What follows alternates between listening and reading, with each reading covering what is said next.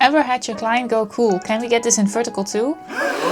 Now you're either left with cropping the composition or redrawing the whole thing from scratch. But today I'll show you a workflow that illustrates and animates for different screen sizes. Hi, I'm Amanda, a freelance motion designer from the Netherlands. For this tutorial I've created a small piece of animation. The short answer to this whole tutorial is starting with a 920 template. It might seem weird to start with a square, but it fits both sizes, landscape and vertical. So instead of drawing these separately, you create the image in one big square. You might ask yourself, why just not crop the image? And let's be honest, this happens all the time. I've done it for clients who just don't have the source material bigger, which forces you to kind of crop it in weird ways. So when you design in landscape format and crop it vertical, you might lose a lot of the details. The background gets smaller, maybe your character doesn't fit anymore in the screen. A lot of the storytelling you put so much effort in the beginning can disappear. With a 920 template, however, nothing gets lost. You can just choose which part of the world you want to show. Besides that, 920 is really useful for animation. If you need some parts to move from the background or bend the camera up and down, you can easily do that with this template.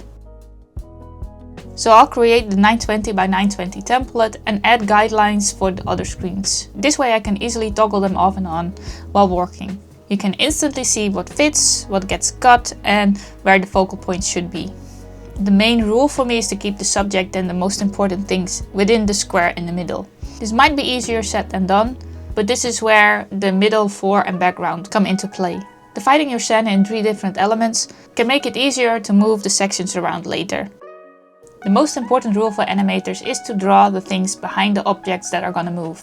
Even if the magician is standing in front of a bookcase, you need to make sure that the bookcase behind her is still there, in case she moves from the left or to the right. It's also important that if you have limbs or other things that you want to move or rotate, that you draw it in a circle joint form, so that it rotates smoothly. Rounding things off in a circle keeps things from moving weird or looking weird. Let's bring your illustration to After Effects. I use Photoshop for this project since I find it easier to organize things on my desktop than on my iPad. So I exported the files from Procreate to Photoshop, named all the layers, organized them and then transferred them to After Effects. And make sure to import as composition and retain layer sizes.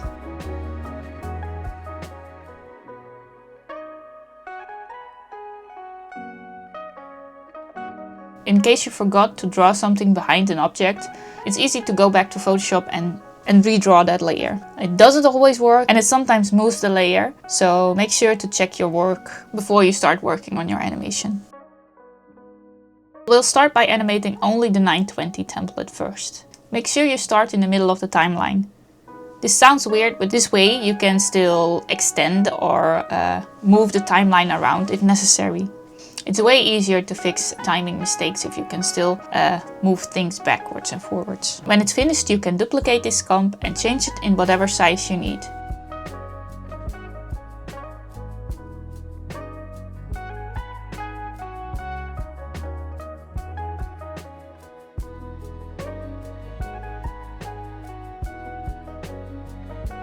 This way you don't have to redo anything of the animation, and you can also resize the composition.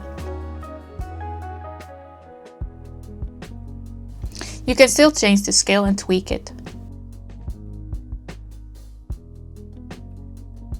Then you need more control of the animation. Sometimes one main comp is not enough.